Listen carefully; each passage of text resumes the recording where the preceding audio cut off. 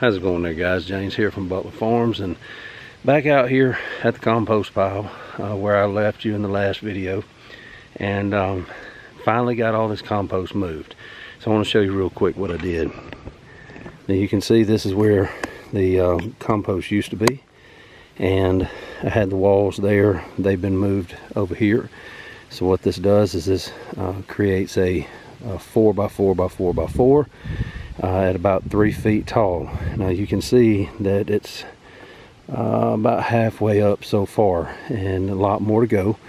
And but I mean, it's a start. I had to start somewhere, especially since I'm completely out of compost and don't have any other options as far as getting my hands on some. Now I see in other people's videos and things like that in some parts of the country, you know, some municipalities and stuff, they have compost from trimmings and stuff around the city. We don't have that here.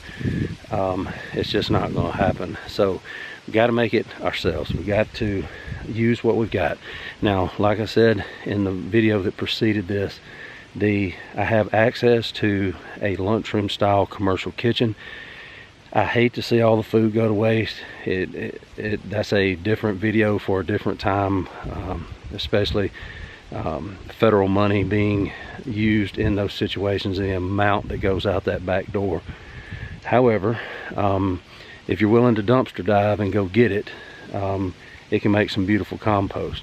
You know, once it's out there, it's out of their hands, and then I just become a dumpster diver and I go get the boxes of it, and I put it to use.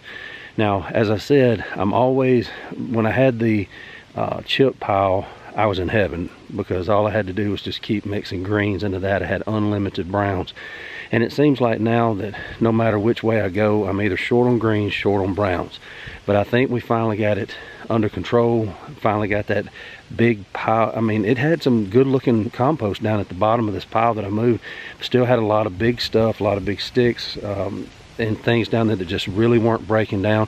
And that's simply because I didn't have any greens down there with it. Didn't have a good mix. It's not heating up, it's not breaking down. It's just kind of done what it's going to do, and it's going to sit there. Well, I've got the unlimited greens now.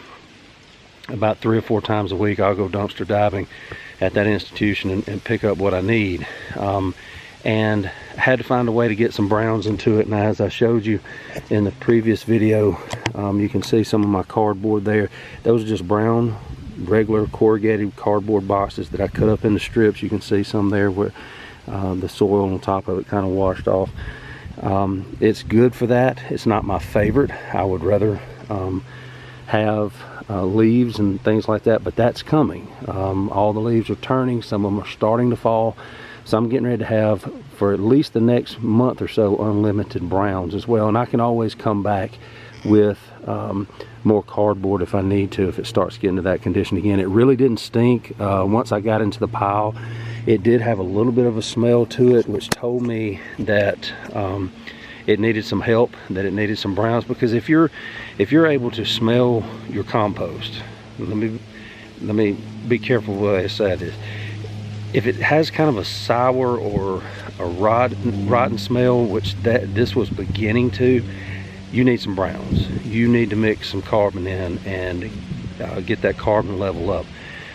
But I mean, it really didn't stink. It was getting there. I think if it had been hotter over this last week or two, since I've been dumping all those greens in there, that it would be stinking by now.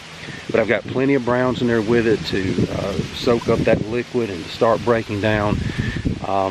You know, but I have to be careful with saying, you know, what your compost smells like, because that's the way I check to make sure that my compost is done. I mean, I do eyeball it and look at it to make sure that, you know, finished compost is not going to have a lot of recognizable bits in it.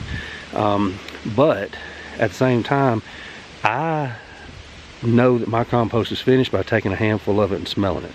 And until somebody lets you smell completed finished compost, there's really no way to describe it. I mean, yeah, you can describe it as an earthy smell, as a sweet kind of earthy smell, but what does sweet earthy smell like, you know what I mean? So I had somebody that's kind of in the space that had, you know, compost big time, and they said they told me the same thing. You're never going to know what compost is supposed to when it's really done until you smell it. So that's the way I've always done it.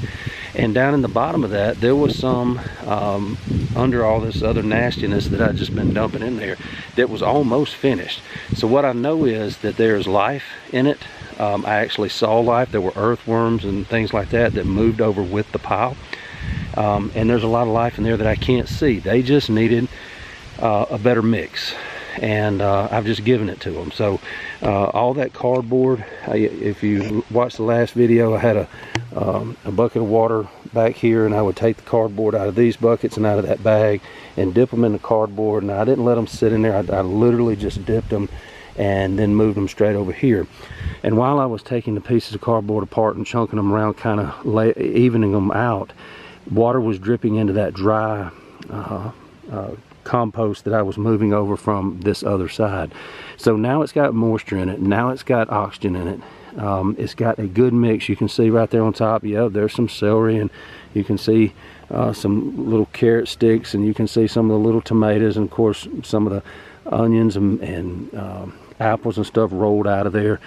You can also see that they threw some oranges in there, but that's okay. I don't usually put oranges in there because I don't hardly ever break down. But you also see some sticks and things like that. But now it is a good mix. And with the remainder of the water that was in that bucket, I kind of sprinkled it over the top.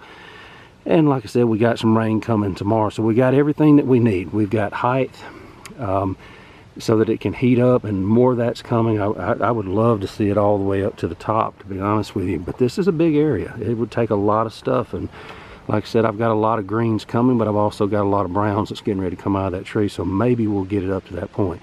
But now it's got height, it's wet, not soaking wet. You're not going to be able to reach down in there and squeeze water out of it. You don't want it like that, but it's damp, it's high, and it's got oxygen in it now. So all the little life down in there that is so beneficial now has everything that they need. So, you know, it's not that hard to figure out. You just got to put all the pieces together, and I've been in a situation where the pieces just haven't been there, and so now I think I've got all the pieces together. I've got my greens, I've got my browns, and now I'm ready to rock and roll and get that compost done before I need it early next spring, before I start putting it in my garden. But anyway, guys, I'm gonna leave it right there. Got other things to do, and I'll be back with you soon. More videos are coming. Don't forget to like, subscribe, and share. Hit that thumbs up button. Tell a friend. Let's keep this thing growing. Guys, just remember that we love you. God bless you. This is James from Butler Farms, and we'll be seeing you.